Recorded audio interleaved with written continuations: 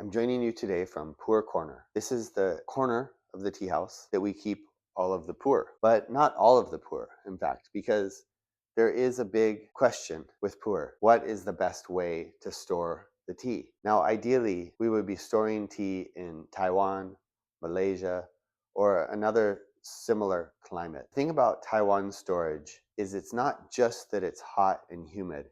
It's also the microbial content of the air. Furthermore, it's the fluctuations of the seasons. One researcher found that one of the reasons why Taiwan storage is considered ideal is because in the winter, it cools off enough that the puer is allowed to rest from all of the changes that it went through over the year. So while in the summer, in the spring, and even the fall, the temperatures are higher, the humidity is very high, 70, 80% even, and the temperatures are high. Then in the winter, it often cools down quite a bit to somewhere around in the neighborhood of refrigeration temperatures. That's the time when the tea rests.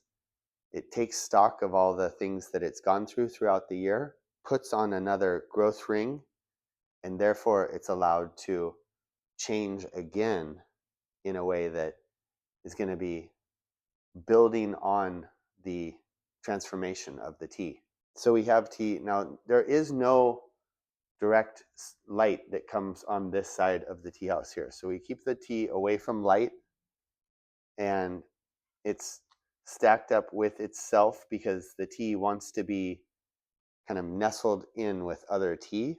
Now, the way I've always approached tea storage, while maybe Taiwan is ideal, good tea sitting still in an environment like the tea house, it does change over time, albeit much slower than the tea stored in Taiwan is going to change much quicker. So while the tea is going to change slower here, it does continue to change. If I were to purchase, say, a tong of tea like this is called a tong of tea. This is a barrel of tea.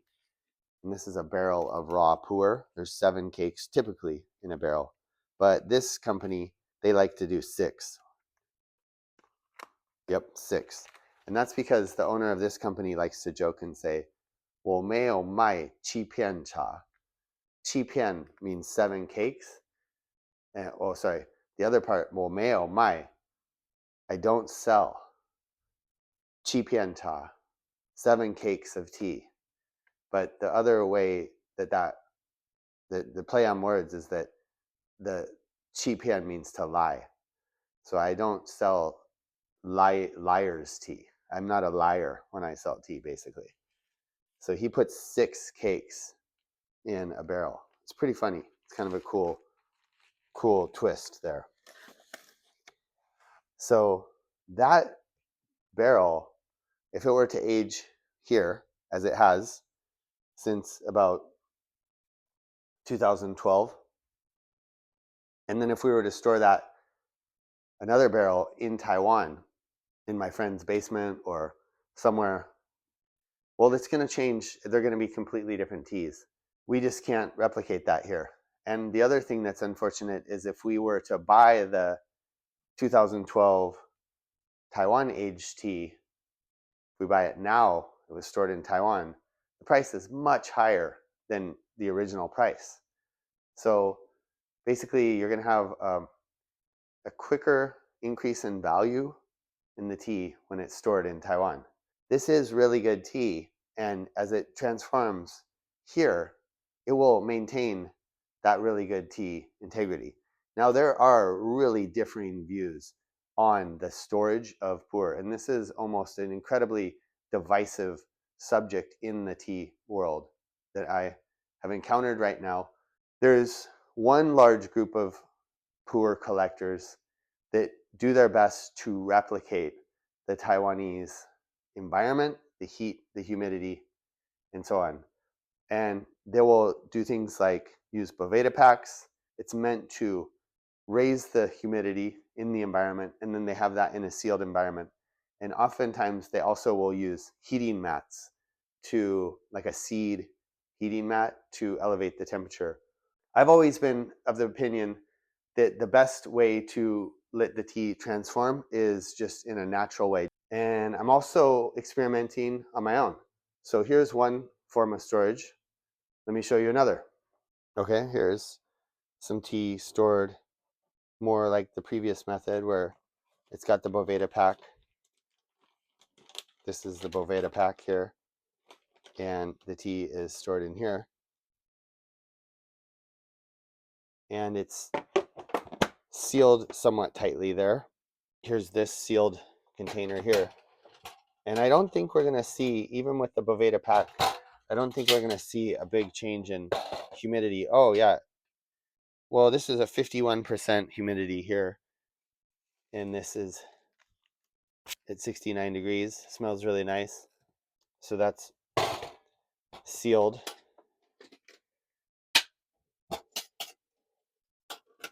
And that's a bunch of tea all together in there to create that sort of synergistic tea aging effect.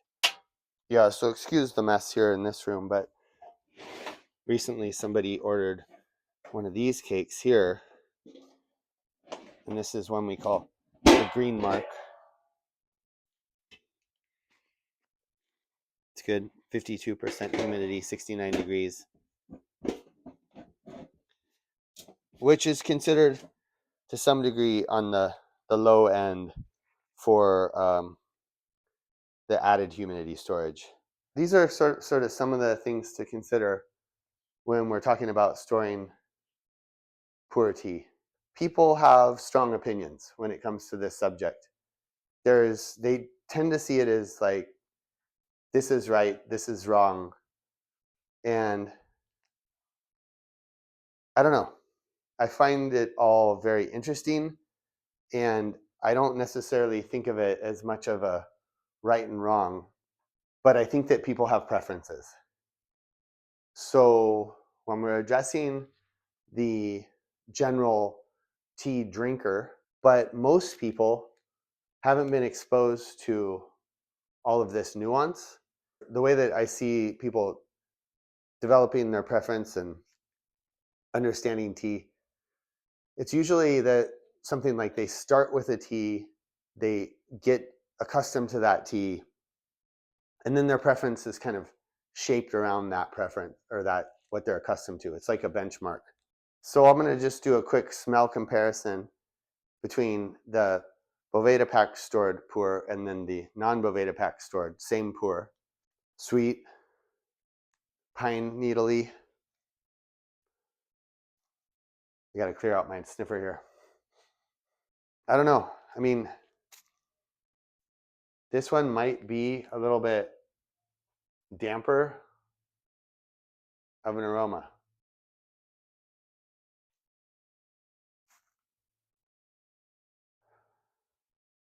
Both smell good. So today I'm talking to you all about a very divisive subject in the tea world, and that is puer tea storage.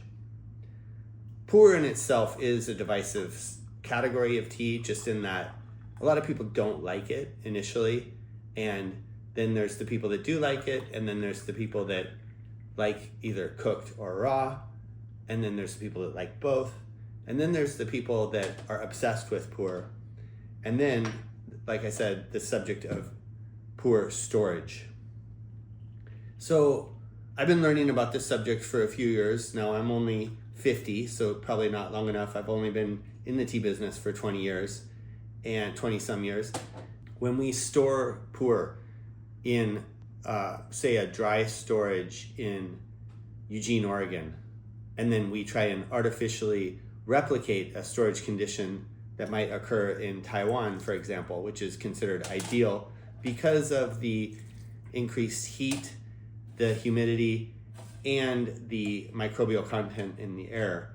One thing I learned about Taiwan tea storage is one of the reasons why it's considered ideal isn't just those heat, humidity, and microbial content in the air. It is also the rest period that occurs in the winter, the way that the whole year goes, where you can look at average temperatures, average humidity, or it's fairly easy to replicate those in a controlled humidity, controlled environmental environment. The problem is when you look at the fluctuations, and there is some research in Taiwan where the significant aspect of the Taiwan tea storage that is considered ideal isn't just that high humidity, that high temperature, but it's also the winter and the fact that the tea gets to rest for a portion of the year.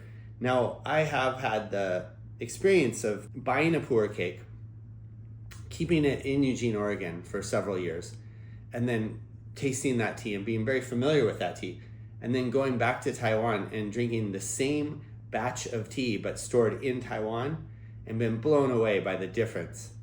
Puer tea stored in Taiwan is ideal. Now, I know people also like Malaysian stored. I don't have a lot of experience with Malaysian stored, but that's something I'm hoping to learn about in the near future. Now let me get to my theory or philosophy. Is that there's no way to exactly replicate the Taiwan storage, although people go to great lengths to try to do this with Boveda packs, some other kind of humidity tube. I forget what they're called, the humidity tubes that you can put in. Then they'll keep the tea in a sealed container, and they'll use seed mats or heating mats to elevate the temperature and to create a high temperature, high humidity environment. There's a large camp of the Puer advocates or Puer, what do you call them? The people that are obsessed with Puer, right? The Puerists. These people, there's one large group of the population that believes that this improved environment through elevated humidity, elevated temperature, and this sort of controlled environment is the best Puer. And they are very certain that they are correct. And, you'll have to also take into account that these are people that live all over the United States. So some live in Seattle, some live in Philadelphia, some live in Buffalo, New York. Those are all completely different environments in terms of the humidity, temperature, and we can all look at like what those are. And I'm in Eugene, Oregon here. So Eugene, Oregon, significantly lower humidity and heat than say Taiwan. But there is humidity and heat, and the tea does change over time, and it changes slower than in Taiwan. Is that ideal? No. One more thought. There's another group of people that believe or are sort of in the camp that I'm about to present here, which is that the tea does change over time. It's a natural process, and the more that you try to intervene and influence that process, the more you are potentially trying to, or potentially messing it up. And this is sort of the camp that I'm in, and the main reason for that is that every time we see humans in an attempt to influence nature or adjust nature or tamper with nature, I've never seen those results as like long-term really good. Maybe short-term there's a bonus, I'm not sure. But that's part of the problem, is we don't have, say, a tea cake in Eugene, Oregon that is aged naturally for 20 years and then the same cake aged in a controlled environment. So we don't have that point of reference. We don't have that research to compare. It's only short term. We might do it for a year. We might do it for 2 years, and we might be able to see the difference there. There is some bias involved, because once you do go to those lengths to store the tea in that way, and then you do a comparison, it's pretty hard to objectively claim that one is better than the other. I would just notice that from my own sort of personal experience. And so, again, I'm of the theory that the best way to store Puer is to potentially rent an apartment in Taiwan. And this is some project that I'm happy to do with people. I don't have the apartment. I can rent a 3-story house. When I used to live in Taiwan, this was 20 years ago. So this is obviously outdated information, but a really good deal on a not brand new 3-story house rent was $200 a month in Tainan. Now you could do something similar probably for let's say $300 to $500, $300 to $500 a month.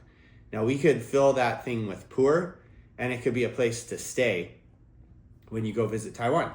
So if anybody's interested in that project, go ahead and Venmo me $500, and I'll put you down for a month's rent.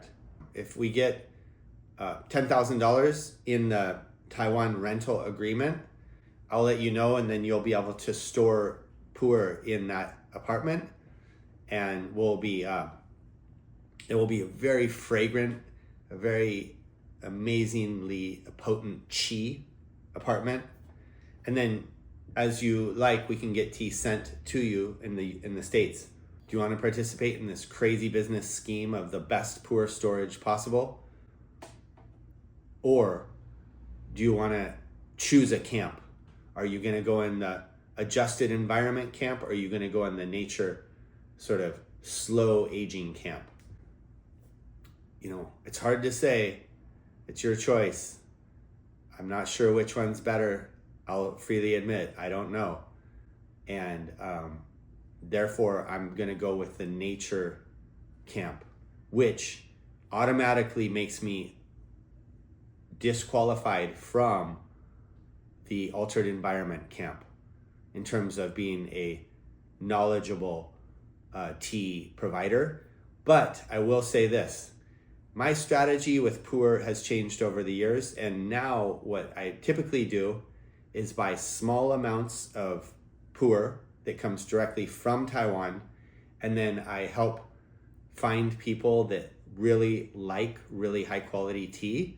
I know a few, and it seems to be a growing population, and those people are finding us, and then they're buying the tea, and we can get a cake, like say the one I'm brewing here today.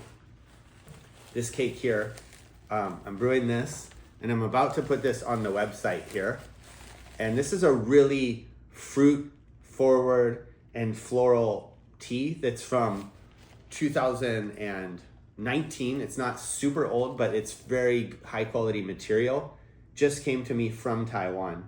And then I'll, for example, a tea like this, Taiwan stored, it's raw Puer. It's got one of the things I really like about this tea is the viscous nature. It does have a dry finish, so it kind of feels, it doesn't feel as viscous on the back end, but on that front initial tasting, the viscosity is incredibly impressive there. This is the Yiwu Shan Yangjia, something else. I have to learn more about this cake, and then I'm gonna post this on the website here. But yeah, it's a good tea. So I tend to buy, smaller quantities, and then there's not a lot of storage going on in Eugene here for the most part. And then we can send those out and people can store them the way they want. Let's go ahead and rent a house in Taiwan so we can start the really, really excellent storage. And I'm telling you, I mean, I'm gonna be selling tea for at least 20 years. I'm 50 now, so I plan to do this for the rest of my life. But, say we go to 75, something like that. So that's a good 20-year storage period we could do. Some really fun, high-end. And then if you want to come to Taiwan and stay in the apartment, all you have to do is buy the tea membership to the storage facility, and you can go ahead and opt into that. And we will take you to get some really good food, buy some tea, whatever you want to do. It's fun. Taiwan's quite nice. You would have to participate in a week-long purification sweat lodge ceremony before we do that. We don't want to send passport bros to Taiwan, so to speak. Okay, cheers.